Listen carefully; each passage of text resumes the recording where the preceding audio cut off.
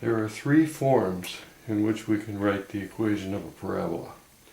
We can write it in standard form, factored form, or the completed square form. Now, there are certain things you can tell from each of these forms, and I just want to go through them one at a time and point out what are the most obvious features.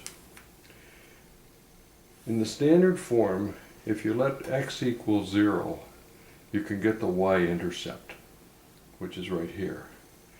Now, that's about the only thing you can tell from the standard form, other than the fact that it's an x squared and it's going to open upward. In factored form, if you let y equal 0, you can get the x-intercepts, which in this case are 1 and 5. 1 and 5. And that's what we can tell from the factored form. And in the completed square form, which is sometimes called the vertex form, we can see the vertex. When x is 3, y is -4. Now, I just want to go over this one more time and point out the fact that I'm using 0 as kind of a substitution just about every time in this. When I let x equal 0, I have the y-intercept, 5. When I let y equal 0, I get x equal to 1 or x equal to 5, giving me the x-intercepts. And down here, basically I'm picking x to be 3 so that I can get rid of this squared term and get the lowest y value that I can, which is -4. Now here's another example. All three forms, again, of this parabola are written here. They all have a -2 at the front, which means the parabola is opening downward at a fairly fast rate. Once again, to get the y-intercept, I let x equal 0 and y equals 6.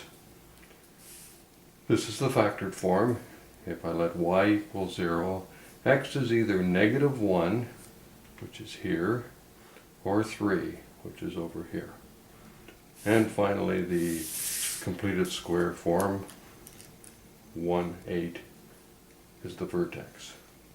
Now, the completed square shows us the vertex very easily, and I just want to go through the other two forms and look at how we can get the vertex from the factored and standard form. Now, this is my first example again. This is the y equals x minus 3 squared minus 4, the one with the vertex at 3, -4. And I just want to show you that in this form, when I know the x-intercepts, all I have to do is average them.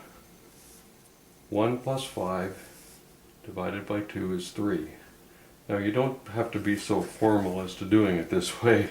You could actually just count your way and find that 3 is in the middle. Then if you substitute that 3 back into the equation, you will get the -4. Now notice when I substituted the 3 in here, I got a 2 and a -2. The fact that these are the same number, opposite sign, is not just a coincidence. This will always happen because the gap between 3 and 5 and 3 and 1 is exactly the same. It's just that one of the subtractions is positive and the other one is negative. Now, same parabola,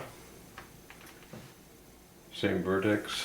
How do we find the vertex when we've got standard form? Well, one is to complete the square, but I want to show you an alternate way of doing it rather than completing the square.